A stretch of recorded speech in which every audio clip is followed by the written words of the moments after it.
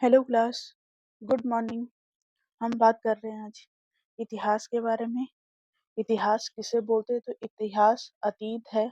हर अतीत इतिहास नहीं है।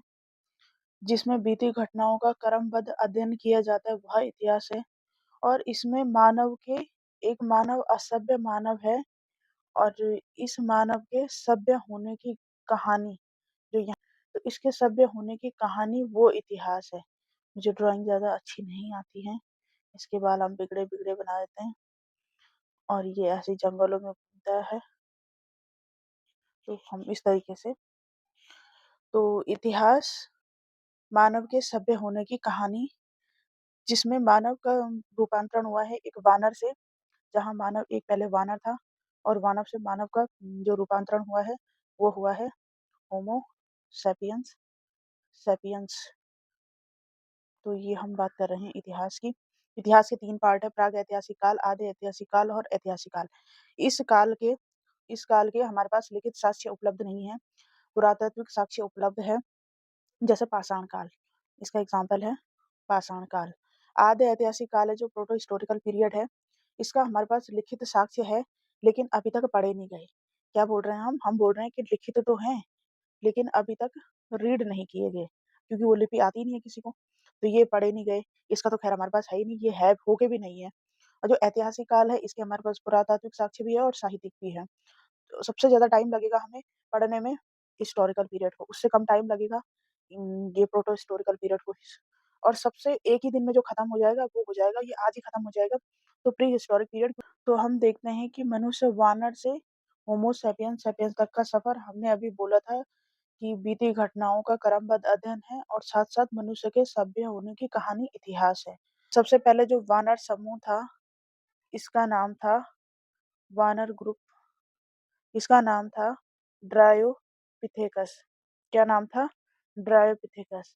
ये जब मैदान जंगल और मैदान की सीमा में आए तो ये दो धड़ में बट गया। एक तो वापिस गया, इसका नाम था रखा गया तो रामापिथेकस। रामापिथेकस तो जंगल की तरफ गया और दूसरा था ऑस्ट्रेलियोपिथेकस। ये मैदान की तरफ आए, इसका नाम था ऑस्ट्रेलियोपिथेकस। जंगल की तरफ रामापिथेकस और मैदान, तो ये ऑस्ट्रेलियोपिथेकस को ही इसको मानव का पूर्वज कहा जाता है। तो मानव पूर्वज ऑस्ट्रेलियोपिथेकस।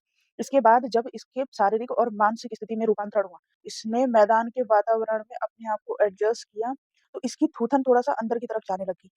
बहुत सालों बाद, कम से कम 1000 सालों बाद इनकी ये परिवर्तन होने लग गया। तो इसके बाद जो ये वानर था, इसके बाद जो इसका रूप बना ऑस्ट्रेलियोपिथेकस के बाद जो दूसरा वर्जन वर्जन ही बोलेंगे, इसका जो दूसरा वर्जन आया ड्रायोपिथेकस का। पहला वर्जन है ऑस्ट्रेलियोपिथेकस और दूसरा जो आएगा वो आएगा होमो हैबिलस मानव। कौन है? होमो हैबिलस। तो इसका नेक्स्ट वर्जन आया होमो हैबिलस और इस मानव को बोला गया स्किलफुल मानव। क्या बोला गया? स्किलफुल मानव। तो ये स्किलफुल मानव कहलाया। फिर कई सौ सालों बाद इसमें भी इसका रूपांतरण हुआ। इसकी क्या हुआ कि जो दो हाथ और दो पैर, तो इसके आगे के हाथ फ्री हो गए। कई हजारों साल बाद इसके हाथ फ्री हो गए। हजारों साल बाद, करोड़ों साल बाद जब इसके हाथ फ्री हो गए तो उसका नेक्स्ट वर्जन कहलाया होमो इरेक्ट। क्या कहलाया? होमो इरेक्ट मानव। और ये जो होमो इरेक्ट मानव था इसके आगे के हाथ फ्री हो गए। इसके लिख लेते हैं हम हैंड फ्री।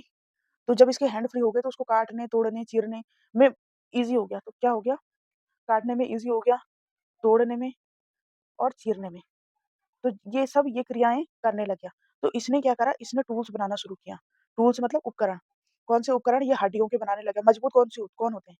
हड्डियां होती है, ये बोन्स या फिर स्टोन। इन दोनों के ये टूल्स बनाने लग गया हथियार करने के लिए, हथियार बनाने के लिए, शिकार करने के लिए। निएंडरथल मानव। और इस निएंडरथल मानव ने क्या करा? होमो इरेक्ट मानव के हाथ फ्री हो गए थे और यह टूल्स बनाने लग गया, उपकरण बनाने लग गया। निएंडरथल मानव ने एक स्टेप आगे गया, यह गुफाओं में रहने लग गया। तो गुफाओं में निवास करने लग गया। फिर नेक्स्ट वर्जन आया, पांचवा, उसका नाम था होमो सेपियंस। यह होमो सेपियंस थोड़ा सिस्टमैटिक जीवन जीने लग गया। तो जब यह सिस्टमैटिक जीवन शैली की ओर अग्रसर हुआ तो इसका नाम होमो सैपियंस। तो इसका लिख देते हैं हम सिस्टमैटिक लाइफ स्टाइल। यह सिस्टमैटिक लाइफ़स्टाइल जीने लग गया कौन? Homo sapiens. इसके बाद नेक्स्ट जो आया छठा, ये आया होमो सैपियंस सैपियंस। और ये होमो सैपियंस सैपियंस कौन है? जो आज का जो मानव है, जो संवेदनशील सभ्य मानव ये है। तो इसको हम लिख लेते हैं संवेदनशील और सभ्य। तो ये मानव है हम।